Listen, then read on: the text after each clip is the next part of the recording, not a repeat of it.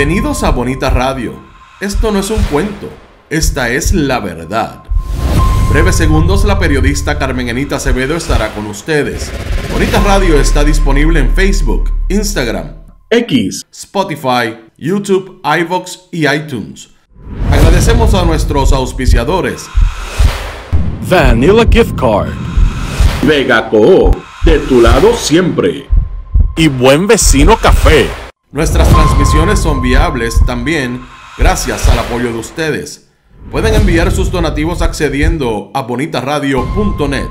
Allí podrán realizar su aportación a través de PayPal o tarjetas de crédito. También pueden realizar su donativo por ATH Móvil Negocios a la Fundación Periodismo 21. O pueden enviar un cheque o giro postal a PMB número 284, P.O. Box 194000, San Juan, Puerto Rico 00919-4000. Bonita Radio, esto no es un cuento, esta es la verdad. Con ustedes, la periodista Carmen Enita Acevedo, en directo desde el estudio Roberto el Indio Acevedo.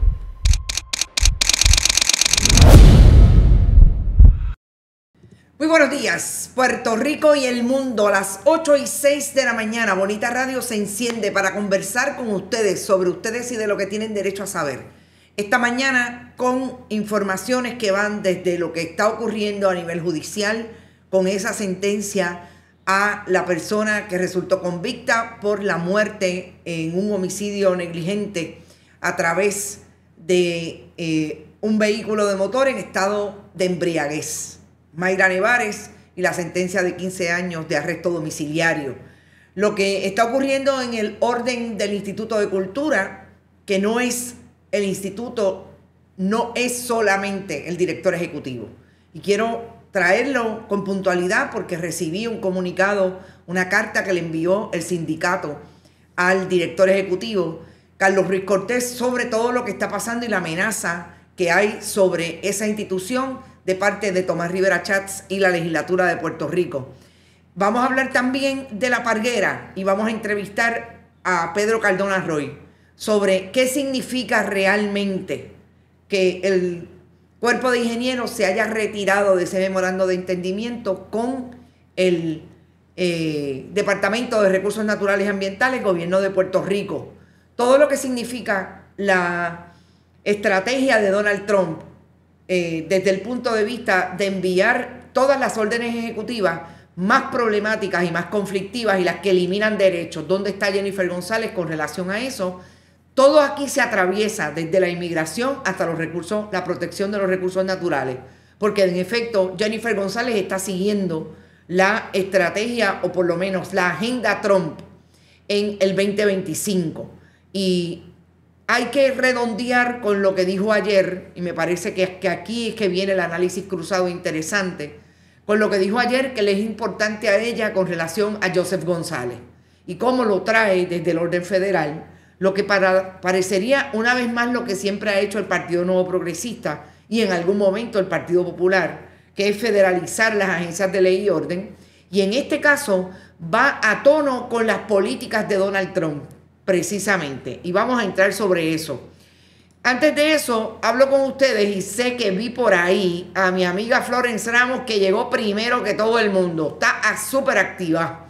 Gracias, Florence, por estar. Edgardo Núñez, José Jiménez, Heidi Ramírez desde Michigan, Efraín Mercado Martínez, Magdi Cabán, Tito Crespo, Marisa Figueroa, Carolyn Miranda, Lutías desde Winter Garden, Florida, siempre, Brenda Gómez, Mildred Lozada, Marisabel Santiago, Gloria Ramos, Vitita Plumey, tú estabas perdida, hace tiempo que no te veía, ahí está Camilo, Héctor Navedo, siempre Eliezer Ortiz, María Judith Colón, me imagino que sean ingenieros, Ingrid Vanessa, saludos, Eliezer, Vivian López Pérez, Gladys Esther, Efraín Borrero, Olga Inés, Alex Molina, mejor conocido como Sandra Infanzón, ese es su número de su perfil de encubierta. Saludos, Sandra. Marisol González, está por ahí Nelson Guzmán, Wallis Peña, también nuevo para mí o nueva, Rafael Avilés, Luis Matías, Ariel Cartagena Malungo, Nereida Ramos, Rita Prats, siempre Norma Rivera, Rita Guzmán Martis, Rita, lo de la Palguera, tú estás cerca, tenemos que hablar. Hilda Rodríguez, Edgar Sánchez, Carlos Maldonado, José Echevarría, Julio Vargas, José Rodríguez, Ilka Hernández, Carmen Doris. Debe estar por ahí Griselia, aunque últimamente está perdida. La vi en el programa de Rodrigo Teroboico.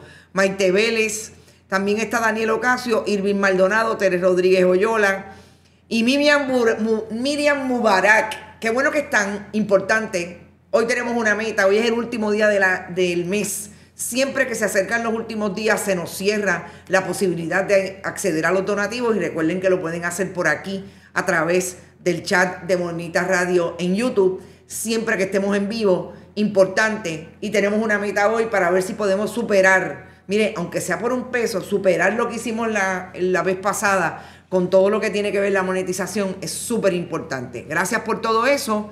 Y vamos a las informaciones. Adalberto y Víctor Torres están por ahí. Todos los demás siéntanse saludados y bienvenidos como siempre. Y no se olviden que estamos a una semana, literal, de que ocurra el encuentro de los bonitos, donde vamos a estar en el Paseo Tablado de Guaynabo de 2 a 6 de la tarde frente al 515. Allí nos vamos a organizar. No, allí vamos a insistir en la comunidad que ya tenemos. Importante, la comunidad que ya tenemos de bonitos y bonitas, que en ese sentido, hoy que vamos a hablar de dónde usted debe estar a partir de toda esta terapia de shock que nos ha dado el presidente Trump y Jennifer González, cómo manejar diferentes asuntos. Vamos a hablar de la resistencia. Bien, al final les voy a poner una imagen que lo propone. Y esa resistencia organizada. Yo me organicé desde el periodismo. No tenemos que entrar en todas las luchas, definitivamente es complicado, no podemos estar en todos los lados. Escoja la más que le interese, participe, organícese y sobre todo haga comunidad, solidarícese. Vamos a eso, pero yo quiero empezar con la agenda Trump, que ustedes saben que esta semana hablamos mucho sobre el asunto de lo que está pasando con los inmigrantes, porque el domingo vimos en Puerto Rico la participación de las autoridades federales atendiendo el esfuerzo de la orden ejecutiva que quiere que salgan de Estados Unidos todas aquellas personas que tengan estatus migratorio no definido. El gobierno de Estados Unidos ha insistido en que se convierte en un criminal aquella persona que en efecto tenga estatus migratorio no definido. Porque es importante esta lectura. Porque en Puerto Rico, Jennifer González intentó decir que a quien único se iban a llevar en esas redadas era a las personas que tenían expediente criminal, ya sea en Puerto Rico, en el país donde están, o en sus países. Y muy temprano en la semana, las propias autoridades federales, y yo les voy a hablar de una, además de las que aquí se reunieron con ella, y que le dijeron, estos son los... Por aquí es que vienen los tiros de esa orden administrativa. La secretaria de prensa de Donald Trump lo dijo claramente. Esa es la política del presidente. Todo aquel que entre a Estados Unidos sin la ciudadanía, sin ningún permiso de trabajo, sin ningún permiso, que tenga un estatus migratorio no definido, es un criminal. Y el problema de Jennifer González es precisamente que ella dijo que ella iba a vaciar en Puerto Rico las políticas de Trump. Esa es la política de Trump. Así es que todos los ciudadanos que en Puerto Rico no tengan un estatus migratorio definido, en efecto, no se va a negar el gobierno de Jennifer González a que el gobierno de Estados Unidos haga lo que tiene que hacer a partir de esa orden. Importante, Jennifer González dijo esta semana que iban a establecer protocolos desde el Departamento de Justicia y la Secretaría de Estado para que las autoridades federales entren a las escuelas y a las iglesias. Y esto es bien importante, porque ella por un lado quiere jugar con lo que evidentemente le fue favorable en la campaña electoral, que fue pedirle el voto, sobre todo a los ciudadanos dominicanos en Puerto Rico. Y en este momento, que se estima que van de 75,000 a 200,000, hay un estudio del 23 que dice que son 75,000, pero hay otros estudios que dicen que pueden llegar a 200,000 personas. Y en ese sentido, Jennifer González tiene un problema político, porque les dijo que los iba a proteger y no hay protección. Y me parece que eso es súper importante.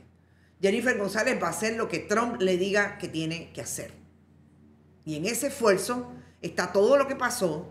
Y en este momento se está uniendo, como se dijo el pasado miércoles, y activó el presidente a todos los oficiales de las agencias de seguridad, incluido el FBI. Y Homeland Security, obviamente, que ustedes saben que es ICE, el Servicio de Inmigración, está por debajo, o sea, la agencia sombrilla es HSI. Así las cosas, me parece importante que recalquemos desde este esfuerzo lo que han traído abogados y abogadas a través de todas sus redes. La American Civil Liberties Union hizo una conferencia de prensa y estableció propiamente cuáles son los derechos, pero sobre todo, cuáles son las medidas que debe tomar un inmigrante, una persona con estatus migratorio no definido, si ICE o alguna autoridad le toca la puerta.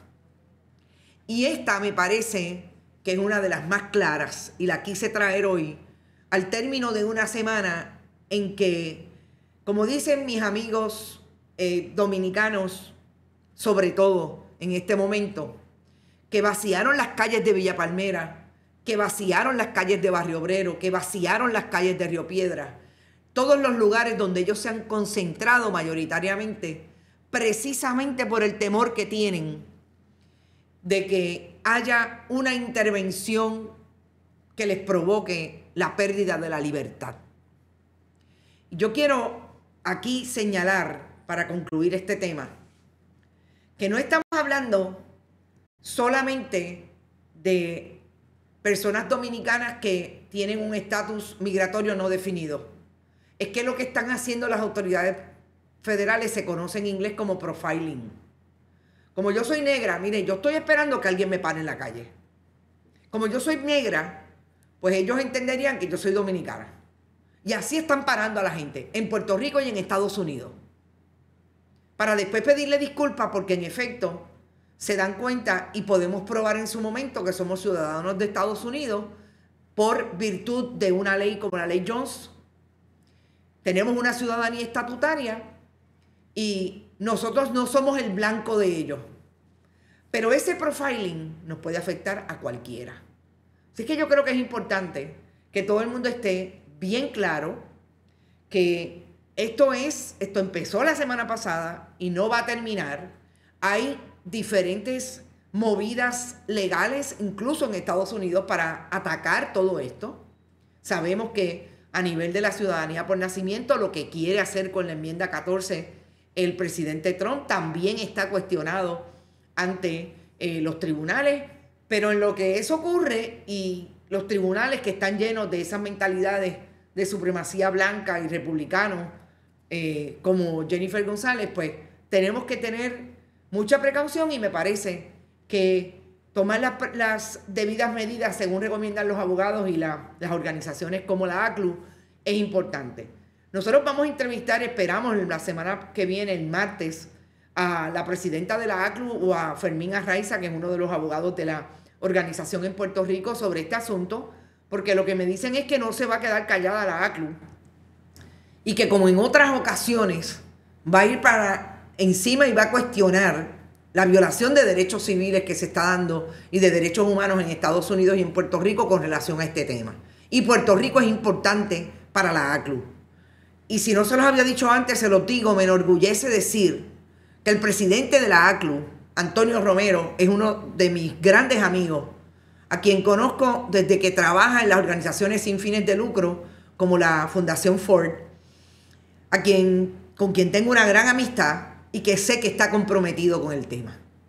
Así que tenemos un boricua en la ACLU a nivel de nationwide, como dice los gringos, y me parece que es importante establecer que Puerto Rico es importante para esa organización, no necesariamente porque haya un puertorriqueño, pero entre otras cosas también tenemos que decir que haya un puertorriqueño allí, y ese es Antonio Romero.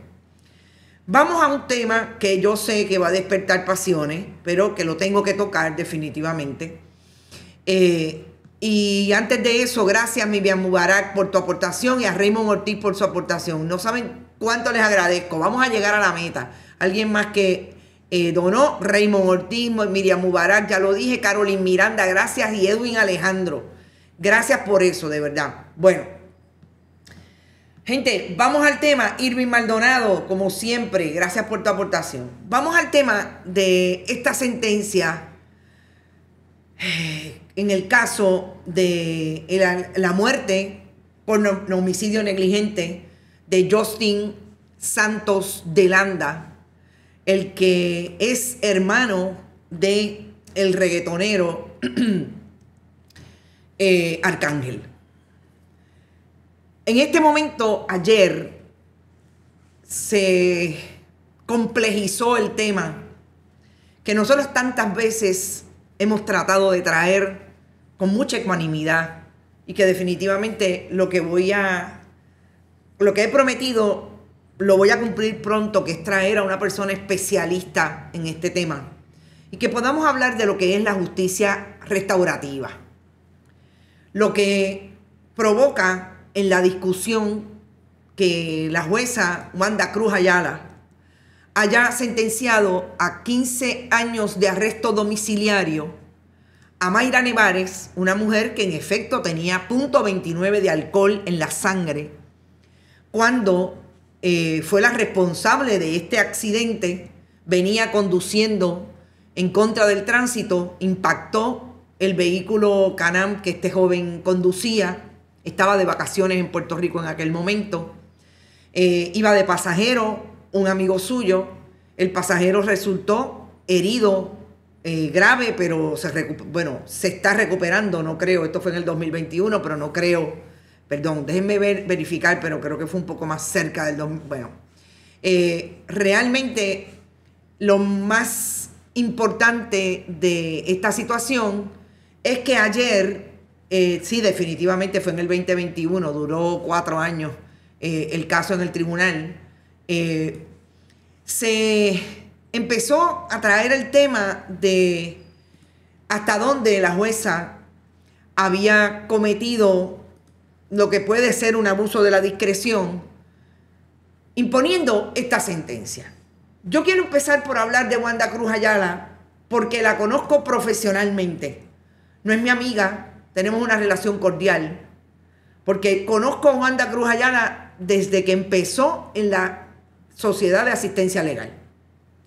Es una juez de carrera. Fue una abogada todo el tiempo de asistencia legal, bajo el manto de una de las personas más polémicas en su momento, que dirigió la Sociedad de Asistencia Legal, la licenciada Carmen Ana Pesante, que hoy, fue juez del Tribunal de Apelaciones, está jubilada. Y les hago todo ese trasfondo, porque a mí me parece importante, y yo he sido crítica de jueces y lo voy a seguir siendo en la medida en que el contexto me da la oportunidad de decir, me parece que aquí hay que cuestionar esta sentencia, esta decisión judicial. Pero lo hago siempre con la posibilidad de decirles el contexto, quién es quién y cómo se vinculan al mundo judicial. Wanda Cruz Ayala es esa persona que viene de ese mundo de la defensa, que la hemos visto, por lo menos yo la he visto profesionalmente crecer desde el punto de vista de ser jueza. Ha estado en salas civiles, en este momento está en una sala criminal. Vamos a empezar con el perfil de la persona que en efecto salió culpable de homicidio negligente. Es una persona que aparentemente tiene un problema de adicción al alcohol. Salió en el informe presentencia que se le cuestiona que en efecto no se arrepintiera o no le manifestara arrepentimiento literal a la oficial sociopenal en el momento en que la jueza tiene ante sí ese documento por el cual se guía para llegar a una sentencia. La argumentación del licenciado Nevares, que tengo que decir que también conozco profesionalmente, pero hace muchos años, no quiere decir que yo sea vieja, él es más viejo que yo. No, yo creo que el licenciado Nevares, que es el que ven en pantalla con el traje crema, no debe ser 2 años, 3 años mayor que yo, 63 años tal vez, quizás un poco más. Pero lo conozco profesionalmente, sé el abogado que es, desde el punto de vista de su profesionalismo, de obviamente servir a los intereses de su cliente, porque eso finalmente es lo que hacen los abogados. Así es que tenemos a una jueza con mucha experiencia, a un abogado con mucha experiencia que incluso lo primero que hace es impugnar el informe presentencia en términos del lenguaje, porque aparentemente el lenguaje de la sociopenal que atiende este caso, informe presentencia, él le imputa un prejuicio porque habla del asunto de que no se arrepintió, no recomienda el arresto domiciliario precisamente por ese asunto, pero hay una información que trae el abogado en esta vista de sentencia que establece que todos los informes que están unidos a ese informe presentencia de 2 intervenciones psicológicas habla del nivel de depresión y arrepentimiento que tiene esta persona. Yo le hago todo este cuento porque eso es lo que los jueces tienen ante sí y por lo que toman las decisiones que toman. Y una tiene que ser, por lo menos desde mi posición periodística, ética, una tiene que ser responsable a la hora de decir o titular de que Mayra Nevares no va a cumplir un día de cárcel. No va a cumplir un día de cárcel en la institución donde aparentemente todo el mundo quiere verla, desde el coraje, la rabia legítimo que da que esta persona fue negligente y mató a un ser humano. Nadie la salva de esa responsabilidad. Pero va a cumplir 15 años detenida en su casa, en la casa de su madre, ni siquiera la suya donde vive, en la casa de su madre. Va a tener un grillete y no puede salir de esa casa. Si la jueza debió establecer una sentencia híbrida, volvemos. Esa fue la determinación de la jueza por una condición fundamental. Y fíjense que nosotros hemos sido críticos en otros momentos de la juez Nerisbel Durán de ese propio Tribunal de San Juan, cuando sentenció a 10 años de probatoria al imputado de matar a una joven en el área de Atorrey, que precisamente tenía toda la posibilidad de ir a la cárcel porque no tenía licencia y tenía antecedentes relacionados a accidentes de tránsito. Pero este no es el caso. Así que la jueza, en su alocución, por todo lo que he leído de los colegas periodistas que estuvieron en sala, en su alocución estableció que la posibilidad de darle un arresto domiciliario se la daba la propia ley, porque en efecto esta persona no tiene antecedentes relacionados. Esto no hay manera de que nos divida desde el punto de vista de que este joven perdió la vida a manos de una persona negligente, de que en efecto hay un dolor que me lo puedo imaginar de la madre de este joven que ayer tuvo que ser atendida porque en efecto ella entendía que debía haber cárcel. No hay manera, gente, que aquí pueda haber una posibilidad de que la jueza dijera una cosa y le fuera bien, alguien iba a establecer que no hay justicia. Y es legítimo que Arcángel, su madre, piensen en efecto, porque el dolor debe ser horroroso. Pero la responsabilidad nuestra como periodistas es decirle a ustedes, esta es la manera en que un juez o una jueza puede llegar aquí.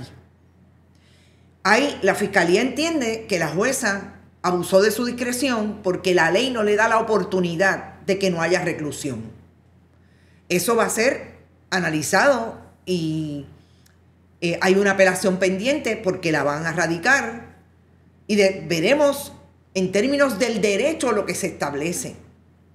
Pero yo quisiera que siguiéramos mirando la posibilidad, más allá del dolor, de hacernos la pregunta si Mayra Nevares, que va a estar recluida en la casa de su madre por 15 años, que tiene una suspensión, yo entiendo que después de los 15 años de licencia no puede conducir por 5. Me parece que es después de los 15 años porque si es antes, pues no es posible porque ya se supone que no salga de su casa. Pero la pregunta es, ¿a quién le sirve, más allá de esa justicia que procuran aquellos que perdieron a un ser querido en este asunto? ¿A quién le sirve que Mayra Nevares vaya a una institución donde sabemos cuáles son las condiciones de las instituciones penales en Puerto Rico y que el Estado hoy está sacando gente de la cárcel, como lo han hecho con unos que sí debieron estar encerrados para siempre porque tienen condiciones mentales, etcétera, como es el caso del que mató a la mujer en Vega Baja? ¿A quién le sirve que esa mujer esté encerrada a saber con qué posibilidades de que el Estado en efecto la tenga que sacar porque ya no pueden con los confinados? Y yo creo que antes de hacer titulares que lo que llamen a la atención sea a la emocionalidad y al dolor que producen este tipo de historias, nosotros los periodistas tenemos que ser responsables de decirle al país, de esta manera es que se sirve la justicia y si no está servida hay unos mecanismos. Y yo voy a terminar con una nota personal. A mí nadie me contó el dolor, porque aquí todo el mundo se tira inmediatamente. ¿Por qué no te pasó a ti? No. A mí me tocó el dolor a los 14 años de que me mataran a un primo en la carretera por una persona borracha. En un momento en que en Puerto Rico no habían leyes para que las personas que conducieran en estado de embriaguez fueran presas por matar a alguien. Y yo vi a una tía que murió hace 2 años, hasta los 90 años, más o menos, sufrir lo que era la pérdida de su hijo. Y nunca la escuché diciendo, ni maldiciendo, ni nunca la escuché diciendo que esa persona que lo hizo, que nunca jamás supimos de él, nunca debía estar permanentemente en la cárcel. A mí nadie me diga lo que es el dolor de perder a alguien en la carretera porque lo he vivido. Así es que yo creo que esa pregunta tiene que estar ahí, que es doloroso. Pero en lo que se nos pasa la emoción del dolor y de ahora el linchamiento de una persona que tomó una decisión, vuelvo y repito, el derecho y la apelación dirá si cometió un error y asumirá las consecuencias porque obviamente el caso se devuelve y tiene que resentenciarla. Pero yo creo que en la medida en que podamos seguir siendo más ecuánimes y separando lo que es, y esto yo no se lo pido a la familia porque yo no le voy a pedir a la familia que separen eso, definitivamente. Pero todos los demás que de buenas a primeras se han convertido en los que saben más por qué la jueza debió haberla ingresado a prisión, yo creo que sobre todo si tienen un micrófono en la boca, si tienen una mano con que la ejercitan bien rapidito para escribir cosas y asuntos en Twitter y en las redes sociales sobre esto, que hacen titulares sensacionalistas para seguir alertando y agitando a las masas para que se tiren al linchamiento, que seamos un poco más responsables. Yo creo que nos toca. Y el tema de la justicia restaurativa y lo que se cree sobre este concepto, les prometo que los voy a traer con las personas que hablan desde ahí y que me parece que es importante que lo discutamos para que cuando lleguen este tipo de casos, aún todo el coraje que nos da, que es legítimo, aún toda la emoción que nos produce, podamos en algún momento tener una idea de lo que estamos hablando. Si es enviar personas a la cárcel, no importa qué, porque hay que tirarlos al calabozo, o sencillamente que cumplan, yo creo que deben cumplir, y créanme, un arresto domiciliario 15 años se va a ver y se va a desear. Que conste bien claro, si viola las condiciones de ese arresto domiciliario, va para adentro. Y yo espero que ella lo sepa. Porque esto no es haberse salido con la suya. No. O sea, aquí hay una responsabilidad y tiene que cumplir sobre esa. Gracias, Edgar García. Nos está cortando las visitas. Tienes razón. Marisol López, gracias por tu aportación. Excelente análisis. Gracias a ti. Gotay se va a rehabilitar y será experta en redes sociales y streaming de video. Gotay, no te pongas, no digas eso. ¿Y saben qué? Alguien comentó, y yo entiendo este coraje, yo lo entiendo. Alguien comentó, la mandó para la casa a ver Netflix. Gente, nosotros sabemos lo que es no salir. Y lo vivimos en la pandemia. No está fácil. Ok, antes de ir a Pedro Cardona Roy, porque quiero hablar con él sobre el asunto de la Parguera y lo que significa que USACE no esté ya, o sea, que haya dejado fuera su participación en el memorando de entendimiento con relación a la Parguera. Yo quiero ir al tema del Instituto de Cultura, porque yo no quiero que, primero me parece importante destacar que el instituto no es solamente Carlos Ruiz Cortés. Carlos Ruiz Cortés es un administrador que puso el Partido Nuevo Progresista ahí, ya nosotros hemos hablado de sus ejecutorias, y la historia lo absolverá, como dice precisamente la historia de liderato ideológico del mundo, o sencillamente lo hará responsable de la debacle del instituto de los pasados 5 años. Bueno, un poco más, 7 años. ¿Por qué quiero decir esto? Porque sabemos que Tomás Rivera Chats está detrás de la cabeza de Carlos Ruiz Cortés y que quiere justificar esa ley 27, ese proyecto 273 para eliminar el Instituto de Cultura, porque Carlos Ruiz Cortés no hizo nada. El problema es que él era presidente del Senado y tampoco hizo nada.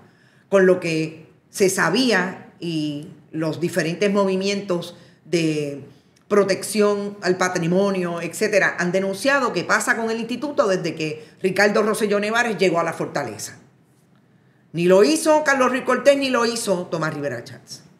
Pero Tomás Rivera Chats en su alocución de ayer trajo el tema de que él va a hablar con los sindicatos. Pues mire, el sindicato, que es Prosolutier, envió una carta al director ejecutivo precisamente planteándole, Johanna Álvarez, gracias por tu aportación, planteándole al director Carlos Ruiz Cortés que defender al instituto, para defender al instituto tiene que hablar de los empleados. Y esta es la mejor, ya yo venía con la idea de hablar, el instituto no es Carlos Ruiz Cortés, también son los empleados. Porque ayer tuve una buena conversación con una amiga que tiene, digamos, pertinencia en este tema porque tiene hoy un asunto pendiente ante el instituto con relación a todo lo que tiene que ver con el patrimonio histórico edificado en el Viejo San Juan. Y hablábamos precisamente de que los empleados del instituto hacen su trabajo. Son 110 los que quedan. de un instituto que se formó bajo la Ley 89 en el 1955, que en un momento dado en los años 80 tenía muchos más empleados que eso y hacían un trabajo ágil con relación a la protección de nuestra cultura. Y en ese sentido tenía que llamar la atención porque no hay manera en que digamos, como dice esta carta, que el instituto, que en efecto tiene problemas, el sindicato lo reconoce, conocen mejor que nadie cuál es la realidad del instituto. Tienen problemas en las malas decisiones que han tomado Carlos Ruiz Cortés y otros. Y podemos en algún momento, en el cuestionamiento, también hablar de cuál es la responsabilidad del sindicato. Aquí todo el mundo tiene que tener responsabilidad. Pero los empleados que están allí, que están haciendo su trabajo, no. Esos están sin ayuda de personal adecuado. 4 o 5 personas atendiendo toda la isla desde el patrimonio histórico edificado. Y a mí me llama la atención como la gobernadora dijo ayer, cosas como, no porque Chipo, yo vuelvo y repito, gobernadora, la oficina de patrimonio que usted le llama Chipo, en efecto, no emite permiso, emite endoso. Alguien, por favor, que le aclare a la gobernadora que es que aquí no hay un montón de agencias emitiendo permiso. Aquí hay una agencia emitiendo permiso que se llama OPE. Todas las demás, entre ellas el instituto, da endosos. Así que quería dejar bien claro que lo que está pasando en el Instituto de Cultura, en la intención de Tomás Rivera Chats, hay una gente que la quiere defender. Y me voy a ir de ese tema con esta imagen que es de una organización que es bien activa en el mundo de la protección desde la arquitectura, el patrimonio histórico edificado, y es Puerto Rico Building Society. Esta gente llamaron la atención, y esto fue el año pasado, precisamente de lo que ha hecho el instituto dejando morir estas edificaciones históricas. Y lo hace, en efecto, desde la crítica de la administración del instituto, Carlos Ruiz Cortés y compañía, que nunca alertaron de que esto era importante, nunca le exigieron a Ricardo Rosselló Nevares, a Wanda Vázquez Garcet, a Tomás Rivera Chats y a Pedro Pierluisi. No, hay que hablar de los empleados. Los empleados están haciendo su trabajo, los pocos que quedan. Así que ese asunto del instituto, que tengo un gran seguimiento próximamente, es importante porque hay demasiadas cosas pendientes que precisamente son proyectos de desarrollo desmedido que no quieren pasar por el instituto para pedir los endosos que la ley establece. ¿Por qué? Porque saben que tienen problemas, porque están construyendo donde hay yacimientos arqueológicos, porque están construyendo en lugares que hay patrimonio histórico edificado y lo quieren destruir. Y no me va a dar tiempo, pero hay una imagen, hay un video que se los voy a colocar en las redes de lo que dijo en un momento dado en los años 90 Ricardo Alegría, que como ustedes saben es la persona que impulsó la creación del Instituto de Cultura. En aquel momento, en el 55, hace 70 años, los líderes estadistas, no menciona nombre, se oponían a la creación del instituto. ¿Por qué? Porque han negado la cultura puertorriqueña toda la vida. Porque igual que Tomás Rivera Chats y la mención de la cultura anglosajona en ese proyecto, en esa exposición de motivos del proyecto 273, es brutal. Eso lo tiene que haber hecho, no él, el ayudante, que todavía es más republicano y más pitiyanqui que él, como diría Blanca Canales. Eso está desde el 55 y esta no es la excepción. Así es que hoy me voy a extender un poquito, pero me parece que tengo que terminar con Pedro Cardonado Roy y La Parguera. El asunto del ICP que se extiende y nosotros vamos a seguir investigando y vamos a traer más información. Vamos a redondear el asunto de la intervención o agenda Trump, que como dije, me parecía importante hacer el análisis cruzado, porque definitivamente lo que está pasando en Estados Unidos, que retumba en Puerto Rico, es el efecto de una Jennifer González trumpista que va a favorecer todas las políticas de Trump, incluidas las que tienen que ver con la no protección, desregulación en todo lo que tiene que ver con los recursos naturales y el asunto y la protección ambiental desde lo que son las energías renovables, las energías fósiles, etc. Este que ven ahí es Lee Zeldin, el actual, confirmado por el Senado ya, administrador de la Agencia de Protección Ambiental, la EPA. Ustedes saben que a Jennifer González le encanta salir con los amigos, los que ella dice son sus amigos, para decir, no te apures que esta gente nos va a apoyar. Pues esta gente es precisamente uno de los que debería atender el asunto de la parguera y no lo atiende. Ya ustedes saben por dónde vienen los tiros. Este es el que cree que, y apoyó, obviamente es la persona que nombra Trump a esa agencia, apoyó las políticas de Trump, de que eso de energía verde para la porra, de que eso del New Deal en términos de promover la protección de los recursos naturales, todo lo que tiene que ver con las energías fósiles, el gas, etcétera, para la porra, no. Así que esa es la gente que Jennifer González apoya. Y aquí tengo que hacer un calce y le pido, si me está escuchando Pedro Cardona Roy, que me dé unos minutos, pero quiero terminar con los temas para ir como último a la parguera. Es que todo esto se acerca a Puerto Rico en la medida en que Jennifer González nombra a una persona como Joseph González a ser el comisionado de la policía. No sabemos cuánto dure la confirmación, las vistas de confirmación, porque no puede ser comisionado hasta que no sea confirmado por el Senado. Pero ¿por qué es importante? Precisamente porque lo que hace Joseph González como jefe del FBI es apoyar las políticas de Trump hoy. Los inmigrantes, estar ahí con HSI, bregando con los inmigrantes.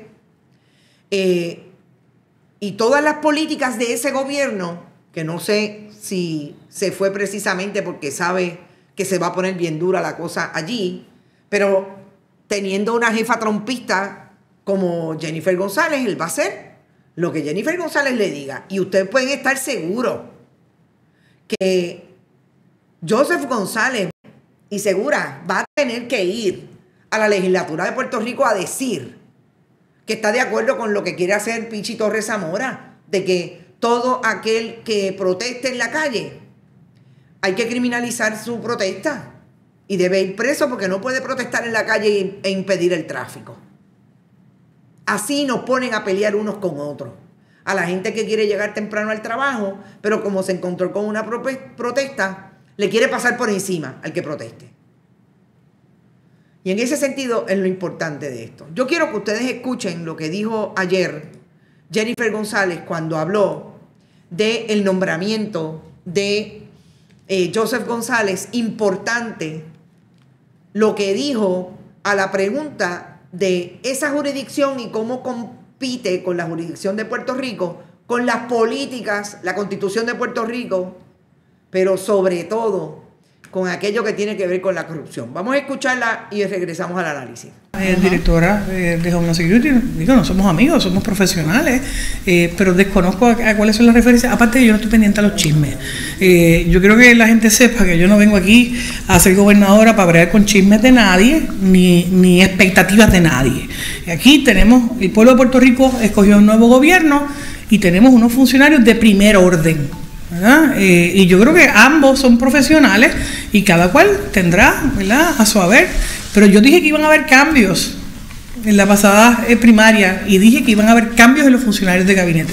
Así que no podía haber una expectativa de permanencia de ninguno de los funcionarios. Y una última pregunta, gobernadora, sobre el designado para PRITCO, Eric Santiago Justiniano. Continúa gozando sobre el designado para Pritco. Ajá. Eric Santiago Justiniano. Sí, el pasado presidente de la Asociación de Correcto. ¿Continúa gozando de su confianza, gobernadora? Sí, correcto. Ha trascendido una información sobre que lo vincula alegadamente a unas cuentas en redes sociales donde hay frases que son altamente cuestionables, y la pregunta es si una situación que no ha sido aclarada, tampoco negada por él, los señalamientos se han hecho, y yo quería saber si él se había comunicado con usted, con alguien de la Fortaleza, para aclarar la situación, negarlo o confirmarlo. Desconozco a qué está haciendo usted referencia, no nos ha llegado ninguna información de ningún tipo, y menos de redes sociales. La persona que dirige ahora mismo Pritco fue el pasado presidente de los industriales, y yo creo que es una persona proba, así que desconozco cuál es la información, con mucho gusto buscamos. Telemundo. Saludos, gobernadora. Bueno, quiero preguntarle, porque me imagino que han tenido muchísimas conversaciones en un proceso tan largo como el que acaba de describir, ¿cómo se va a manejar o qué pasaría con las investigaciones que el propio señor González había anunciado a la prensa que corrían a nivel federal en contra incluso de varias figuras de la política puertorriqueña? Dijo, esperen más casos, el próximo año van a haber más casos. Obviamente eso es información sensitiva que él tiene. ¿Cómo se va a manejar ese asunto? Y segundo, sin menoscabar el trabajo que hace la policía, pero es una realidad que, o por lo menos es una percepción de que el gobierno federal cuenta con más recursos a nivel económico. ¿Cómo subsanar esa situación para poder atender las necesidades y precariedades de la policía de Puerto Rico? Vuelvo y digo, una función que él ejerce hoy como director del FBI. El FBI no hace investigaciones porque una persona lo decida, ¿verdad? Se hacen en un equipo de trabajo, en el field office, que en este caso es San Juan, reciben autorizaciones a nivel nacional, ¿verdad? Y una vez hay una persona o un componente de ese equipo que no va a estar ahí, sigue la oficina corriendo. Así que todo ese tipo de investigaciones cuando se hacen no son unipersonales, no es por, ¿verdad?, designios del director exclusivamente. Así que el FBI mantendrá todas las investigaciones y todas las búsquedas según su plan operacional para Puerto Rico y para las Islas Vírgenes. Eso no va a cambiar. Lo que va a cambiar es que si esta persona es confirmada, estaría dirigiendo el negociado de la policía en Puerto Rico y ya estaría fuera de ese marco de operación. Pero saben que cualquier investigación para mantener la pulcritud y la integridad de la función pública es buena, venga de donde venga, y yo le doy la bienvenida a todas esas investigaciones. Bueno, es importante decir que la pregunta de la compañera Silvia Verónica Camacho sobre los diferentes tweets que han venido circulando desde una cuenta de Pritco, que aparentemente, desde una cuenta troll, que la movía el que fue en efecto presidente de los industriales. Y este era su seudónimo, Johnny Appleseeds. Los comentarios son brutales. Aquí hay de todo, gente. Comentarios sexuales, comentarios en contra de la política, de la alianza electoral, etc. Son comentarios brutales. Así que a eso se refería. Me llama la atención que la gobernadora diga que no sabe nada de eso. Yo pensaría que la gobernadora no solamente está enterada, que vio los tweets, pero bueno, dijo que no. Con relación a Joseph González, me parece, más que Joseph González primero, me parece terrible el comentario de la gobernadora, y le llame chisme a lo que dijo Rebeca González, de que allí en la Secretaría de Seguridad Pública que dirigió Alexis Torres y para el cual fue nombrado subsecretario por esta administración, renunció efectivo hoy, diga que es un chisme lo que está diciendo Rebeca González de que lo maltrataron y que fue con malicia.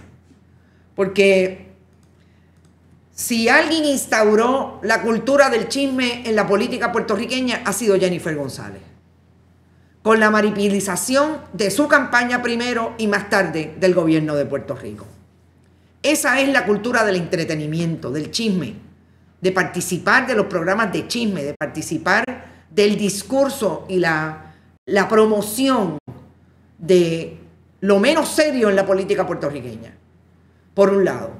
Y por otro lado, que me parece que tiene un problema porque Jennifer González no tiene un banco de talento que le pueda asegurar hoy capacidad a la hora de nombrar a una persona que pueda establecer, pues sí, yo estoy aquí, voy a trabajar y este es mi plan de trabajo. Ya lo dijimos, está asustado el de desarrollo económico. Pero en seguridad, tiene a Antonio López Figueroa porque no tiene a nadie más allá de Joseph González. Y el problema de Joseph González, y ahora lo vamos a vincular con los asuntos de los crímenes ambientales. ¿Qué va a hacer Joseph González en este tiempo en que no es el comisionado? No puede hacer nada. Es Antonio López Figueroa. La política de Antonio López Figueroa fue tratar y criminalizar la protesta de los ambientalistas y de las personas que creen que el patrimonio de dominio público, el bien de dominio público es de los puertorriqueños y que no se puede dejar que lo privaticen. Las imágenes de la Parguera en el 2023 fueron estas. Nadie nos dijo que esto es una invención de la inteligencia artificial. ¿Qué va a hacer Joseph González? Esta va a ser la política de Joseph González. Esta es la política de quien dirigió a la policía o quien la dirige todavía porque no se pueden ir. Pero es peor. Es la política de Donald Trump en Estados Unidos y de Jennifer González en Puerto Rico. Así es que viene a hacer eso.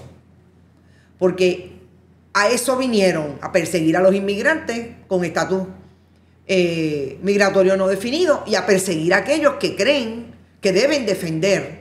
Porque la Constitución de Puerto Rico y de Estados Unidos le dice que pueden defender, que tienen libertad de expresión y que tienen libertad de asociación y que se van a juntar para defender la Parguera. Esas son las consecuencias que tiene traer a Joseph González. Ni les cuento el asunto de la corrupción. Pero yo recordé a alguien que yo estoy segura que ustedes van a saber quién es. Cuando Rosemilia Rodríguez tuvo problemas con Douglas Leff, precisamente tuvo problemas porque el que era jefe del FBI hablaba insistentemente de la corrupción en Puerto Rico. Joseph González empezó hablando de la corrupción. El modelo de Jennifer González hoy, que lo tuvo en su momento Pedro Rosselló con Pedro Toledo, que lo tuvo en su momento Aníbal Acevedo Vilá cuando dejó a Pedro Toledo. Y más tarde, Pedro Pierluisi, es federalizar el proyecto de seguridad en Puerto Rico. Y esa es Rosemilia Rodríguez. Yo no dudo que el interés de poner a Joseph González ahí, un agente federal, fue de Rosemilia. Y pues, como Jennifer González parece que tiene un problema de banco de talento, no parece, no. Lo tiene, está desfalcado. Pues ahí está. Yo voy a llamar a Pedro Cardona Roy, que espero que no se me haya ido.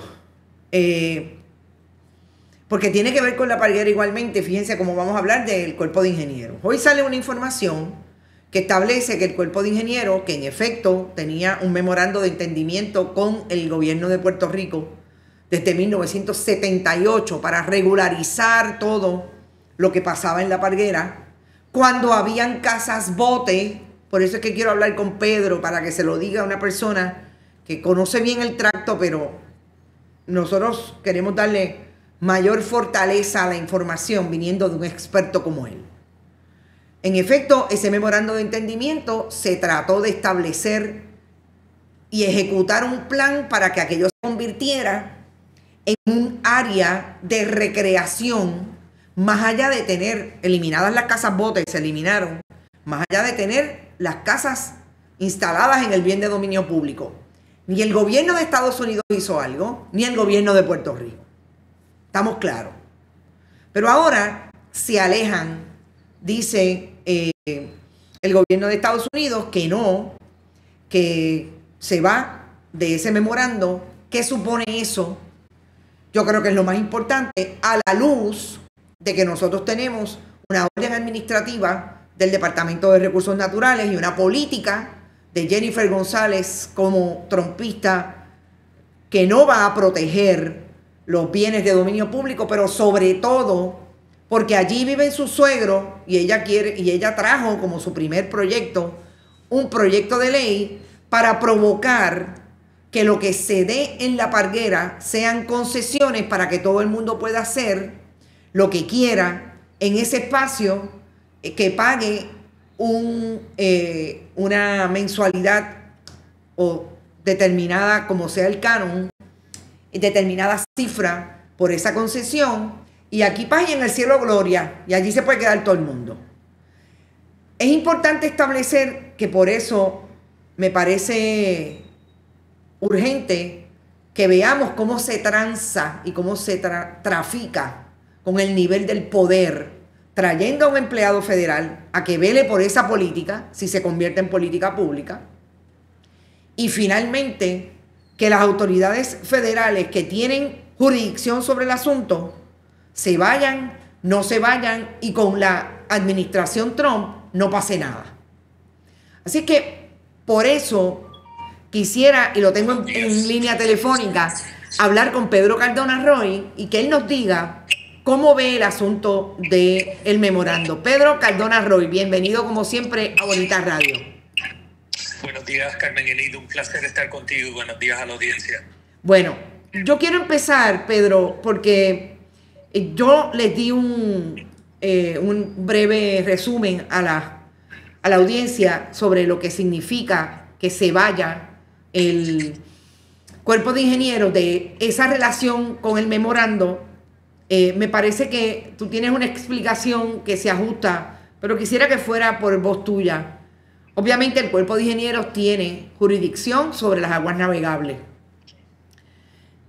Para ti, lo que significa que se retiren y lo más importante, ¿en qué momento está entonces la defensa de la Parguera como la quieren proponer las personas que incluso mañana van a participar de un beach party allí para enviar ese mensaje?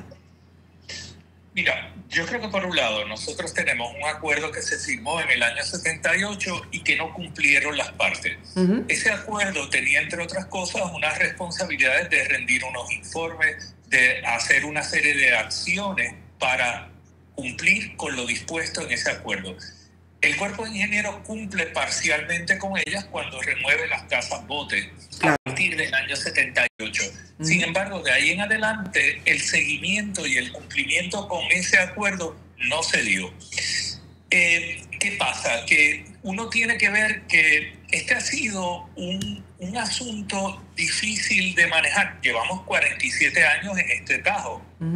El cuerpo de ingenieros no podía actuar de una manera distinta a lo que estaba contenido en el acuerdo firmado en el 78 porque ese acuerdo era vinculante.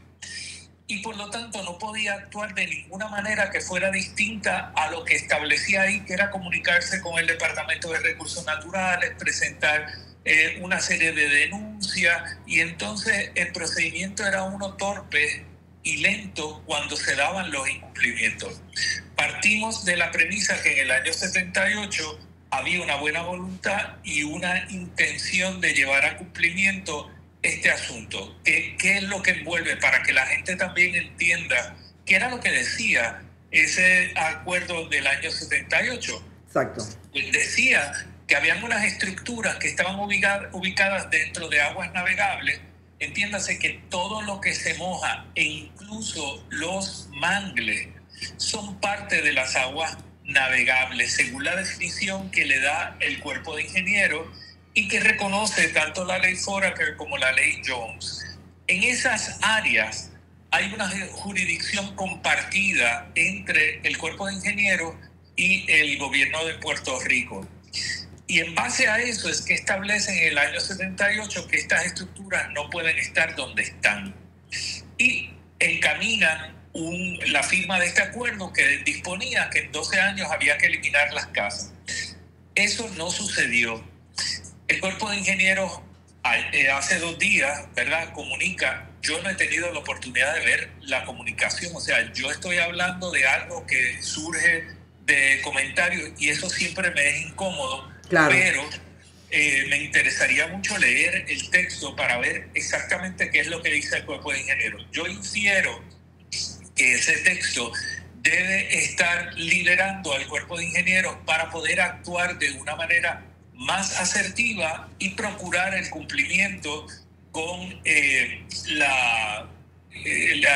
Clean Water Act del 72 y los programas de manejo de la zona costanera y otras cosas que no estaban claras en ese acuerdo del 78 y que ahora sí puede actuar el cuerpo de ingenieros cumpliendo con todo lo dispuesto en ese ordenamiento.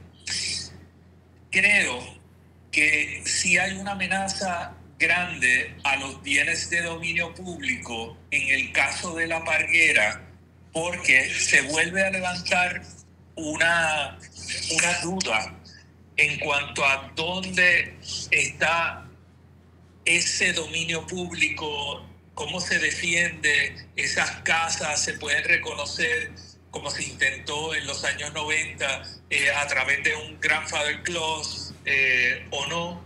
Mi interpretación es que eso no puede ser.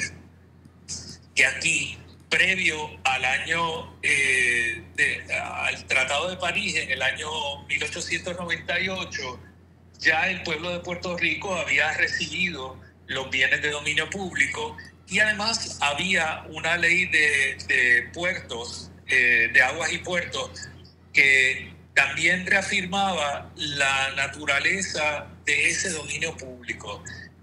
Y lo que se transfiere en el año 98 era todo aquello sobre lo que la corona española tenía jurisdicción. No podía transferir lo que ya no era suyo.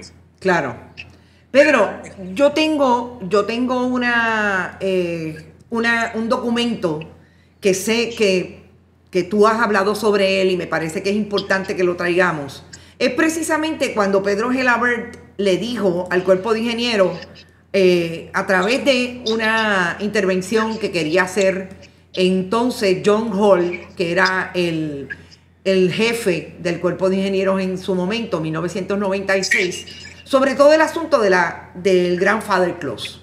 Y yo creo que es importante porque Pedro Gelabert es esa figura que yo creo que fue la última figura del Departamento de Recursos Naturales bajo administraciones del Partido Nuevo Progresista, que trajo precisamente las preocupaciones y enfrentó y quiso regular todo lo que tiene que ver con las casetas en la Parguera.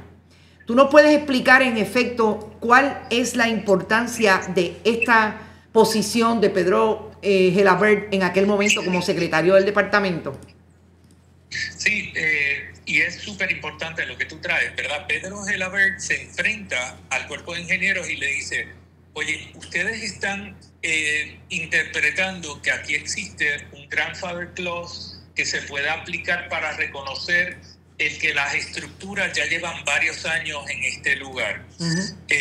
Y Gelabert le aclara que sobre los bienes de dominio público el pueblo de Puerto Rico nunca pierde jurisdicción. Si hay estructuras sobre bienes de dominio público, no importa la antigüedad de esas estructuras, si no fueron autorizadas, esas estructuras no pueden estar. Y para autorizarlas hay que cumplir con lo dispuesto de que tienen que ser estructuras relacionadas al agua. Esto yo creo que es particularmente importante porque Pedro Gelabert, dentro de una administración del Partido Nuevo Progresista, en este caso bajo Pedro Rosselló González, le dice al gobierno federal: ustedes no actúan solos, uno, y dos, sobre estos asuntos ya hay también un reconocimiento no solamente de lo que pasó allá en el Tratado de París, sino que las leyes Foraker y Jones reconocen la naturaleza de esos bienes de dominio público y por tanto establecen que hay una jurisdicción compartida. Esa es la esencia de esos trámites que se conocen como los Joint Permit Applications. Exacto. En los que coinciden y tienen que estar juntos las agencias federales con las agencias estatales, y ahí participa la EPA, el Cuerpo de Ingenieros, participa Fish and Wildlife, junto al Departamento de Recursos Naturales y la Junta de Planificación. Y aquí hay un asunto, Carmen Elith, que a mí me gustaría traerlo un segundo, claro, porque la gobernadora ha estado hablando de que no puede intervenir en el caso de los inmigrantes. Cuando lo hizo con las galleras, no puede intervenir con los inmigrantes porque podríamos estar perdiendo fondos federales. En este caso sucede lo mismo. El Departamento de Recursos Naturales y la Junta de Planificación reciben fondos a través del programa de zona costanera y esos fondos los pueden estar perdiendo porque desde el año 78 ambas partes han estado en incumplimiento con lo dispuesto en el Clean Water Act del año 72, que es lo que hace que en el año 73 se cree el programa de zona costanera en la Junta de Planificación y en el Departamento de Recursos Naturales. Desde aquel entonces están recibiendo fondos federales para el manejo de estos programas y no han fiscalizado la parguera, en parte porque decían que allí había un memorando de entendimiento y además había un plan de manejo, pero el plan de manejo requería la fiscalización y el velar por el cumplimiento, y no lo han hecho. Lo que hicieron fue abandonar a su suerte este lugar y permitir que actividades ilegales se convirtieran en la norma en este sitio. Pedro, y hay una actividad mañana. A mí me parece que es importante en términos de tus planteamientos. ¿Te parece que lo que tiene que ocurrir en este momento, a base de lo que puede hacer la gente, porque obviamente la discusión en términos del derecho, en términos de la intervención con el gobierno autonómico, que me parece fascinante desde el punto de vista de dónde estamos hoy en Puerto Rico con relación al gobierno de Trump, es lo que puede hacer la gente y lo que están hablando sobre todo las personas que han organizado un nuevo campamento bioluminescente y que van a hacer allí protesta, van a hacer allí acto de presencia para demostrar una vez más que ese bien de dominio público le pertenece a Puerto Rico. ¿Cuál es tu posición con relación a este tipo de esfuerzo? Bueno, yo creo que este tipo de esfuerzo es súper importante y yo respaldo todo esfuerzo que lleve a crear mayor conciencia. Es bien importante que en momentos de caos uno tenga claro qué es lo que escucha y de quién lo escucha, porque han surgido muchísimos comentaristas y muchísimas opiniones en relación a estos asuntos, y yo creo que tenemos que velar por nuestras fuentes de información, tenemos que velar por esos interlocutores para estar seguros que nosotros estamos accediendo a una información que es confiable, una información que tiene fundamento. Pero yo creo que la acción ciudadana siempre es fundamental.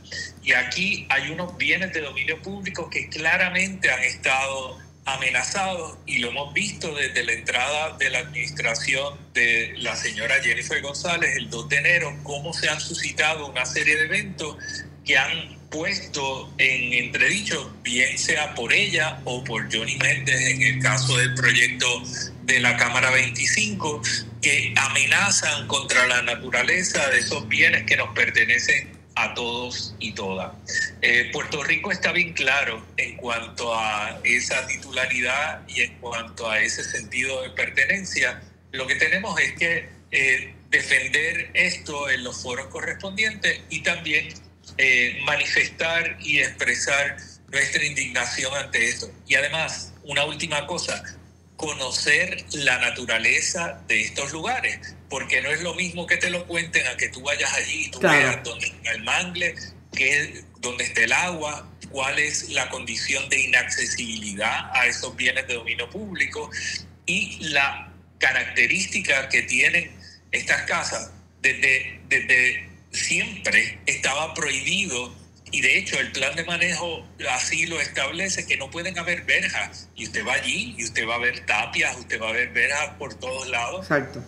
Se va a dar cuenta que allí no se cumple con lo estipulado en ese plan, y es bueno que la gente lo vea y que vea el salitral rellenado, que vea el parking que hicieron los suegros de la gobernadora, que bloquea la actividad natural de este salitral que se supone que filtre agua y está impermeabilizado. Todo este tipo de cosas es importante que la gente lo vea. Claro.